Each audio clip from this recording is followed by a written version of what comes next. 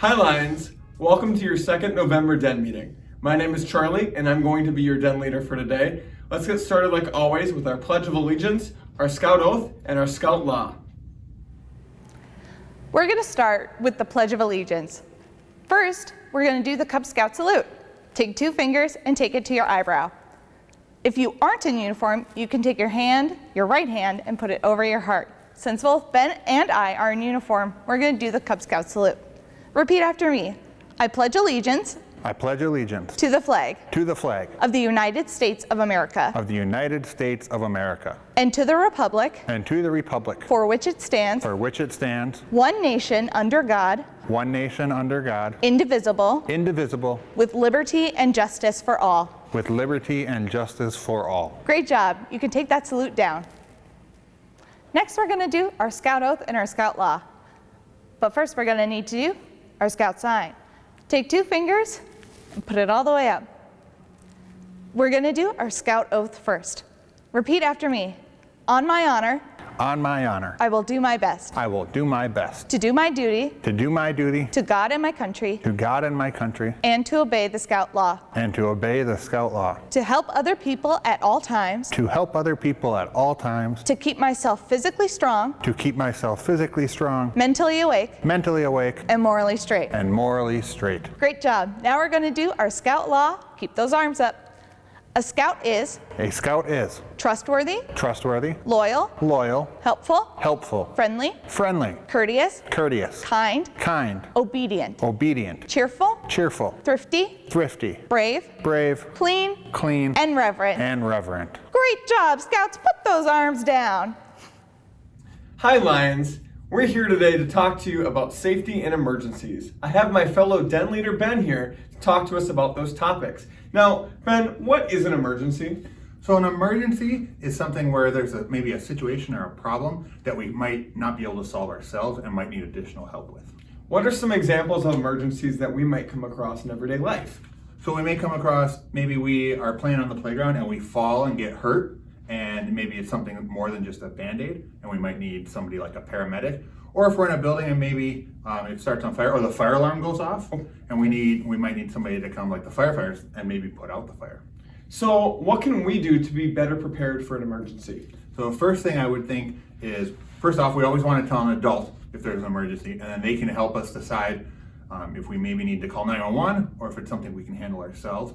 And also, if we're in a building, just knowing how to get out of that building. That's awesome. Now we're going to talk about some of those ideas more, but let's get on to our next topic. Hi, it's Ben and Charlie again, and we're going to talk about evacuations. So Ben, what is an emergency evacuation? So an emergency evacuation is a time where maybe there's a danger in the place we are, and we want to get away from that danger, and that might even be leaving a building. So what kind of dangers are we talking about here? So sometimes if we hear maybe the fire alarm go off, we'd want to get out.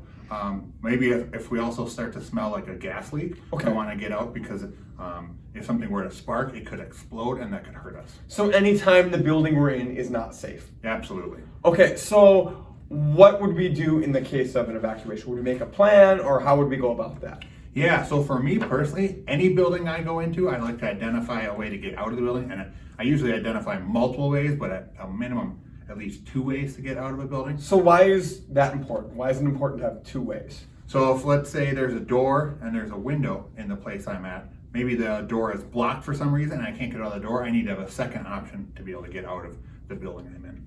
Okay, so once we get out of the building, what do we need to do then? So most places, and especially like at your home, you should have a designated meeting spot with your family so that everybody knows where to go. And so that way, if there were a fire, for example, one of the first things the firefighters are going to ask you when they show up is everybody out of the building? And if you're all in one spot, you know if somebody's missing. So I actually have an evacuation plan right here for this building that we're in. And as you can see, there are different routes that lead to different doors and windows and exit points. Like down here, this is the front door and this is the back door. So on your own plan, you might have it through a side door into your garage or out your front door. And also we have our meeting point right here. It says that everyone's gonna meet in the northeast corner of the parking lot. So in case of a fire or some other emergency, everyone in this building would know where to go and we would have different ways to get out. Yeah, and most public buildings will have a plan like this, and they'll have it posted in multiple spots. Okay, well, thank you for talking to us about emergency evacuations, Ben. Yeah, thanks, Charlie. Hi, Lions. One of my tiger friends did a safety evacuation of their own. Let's check out that video and see how they did.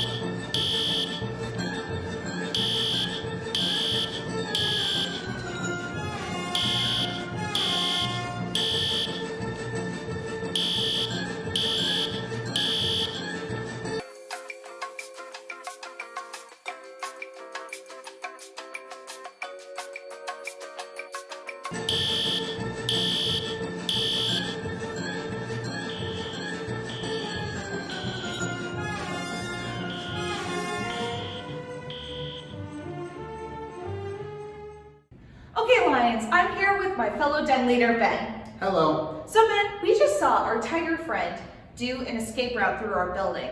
And I noticed that there were a couple problems with it. Was there anything that you saw? Yeah, so I saw a few things. The first off, he was packing up a lot of his stuff, and that's something we definitely don't want to do. If we hear the fire alarm go off, we just want to leave everything where it is, exit the building. Because things can be replaced, but people really can't. But what if it's all of my ducks? You gotta leave them behind. It's unfortunate, but you gotta leave them behind. I also noticed that when he grabbed all of his stuff, as he was running out the hallway and to the elevator, which is another thing you don't want to do. You don't want to use an elevator in a fire when the fire alarm goes off. Use the stairs. But he was dropping a lot of stuff all throughout that hallway. And that could be a danger to others trying to leave the building. They could trip on it and get hurt. And now there's somebody stuck inside the building. Right, so when you're leaving, you want to make sure that you look out for any hazards or anything dangerous on your way out of a building. And we want to find the fastest way out of the building. And we don't want to run, we want to walk with a purpose. Why do you think it is that we don't want to run? Because again, if we run, same thing. We could trip and fall, or we could maybe, if somebody else is coming around the corner, we could run into them, and now two people could be hurt. It's true. I have a secret, Ben. I'm kind of clumsy. So if I am running, I might slip, I might fall and hit my head, and then that's just another emergency that we have to work on. So we want to always leave our stuff behind. We want to exit the building in a quick but a safe manner. Yes. And then we want to meet all of either our family, or for us, we meet our coworkers at our designated meeting spot.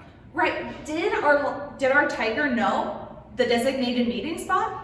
No, he ran right by it and completely missed our meeting spot. And that can be a bad thing, because if the firefighters show up and they ask, is everybody out of the building, and our tiger friend isn't there, we don't know. And then they might have to send people inside the building to look for somebody, and they're not even in the building. To me, it looked like our tiger was going home. They were just heading on out of there. And we want to make sure that everyone stays there so we know everyone is safe.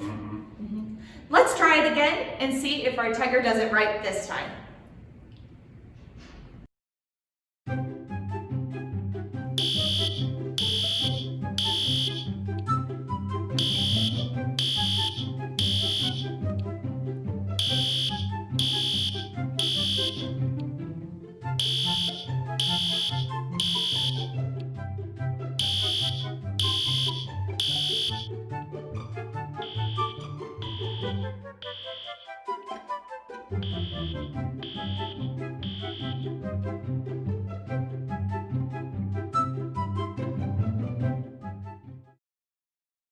In both of those videos, we saw some great things from Tiger and some not so great things from Tiger. Remember, as soon as the alarm goes off, you want to leave everything where it is and get moving. As you move, you want to move carefully, but not too fast. You want to take the stairs and not the elevator, because the elevator isn't safe during a fire. And you want to meet up with your family or whoever you are with in your designated meeting spot. Remember, keep all those things in mind and be sure to practice as you work on your fire safety at home and at school, wherever you are. Now we're going to talk about calling 911. So Ben, what is 911? So 911 is a number that we can call if there's an emergency and can help us get some of those professionals to help us if there's a problem that we have. So like firefighters, emergency medical service, Yep. and police officers. For the most part, yeah. Okay, so why would we call 911? So we want to call 911 if there's an emergency, but 911 is a very precious resource, and so we don't want to waste their time. So we only want to call if there's an emergency, not if we just want somebody to talk to or if we're having trouble with our homework, but really if somebody's life is in danger, that's when we would call 911. Okay, so how do we call 911? So from any phone, you can just dial 911 and hit call, and it'll call a operator that can connect you with it. So what do we need to tell 911 when we call them? So 911 is going to ask you a lot of questions about what the situation is, but there's 3 things we want to make sure we can tell them. First off, we want to tell them who we are. We want to tell them our name. Secondly, we want to tell them what the problem is so they know who to send. And third, we want to tell them where the problem is so they know where to send those professionals. That's really awesome. Thank you for talking with us about 911, and we'll see you guys later. Thank you for joining me today to talk about emergencies. I look forward to seeing you all in December to talk about duty to God. Bye, everyone.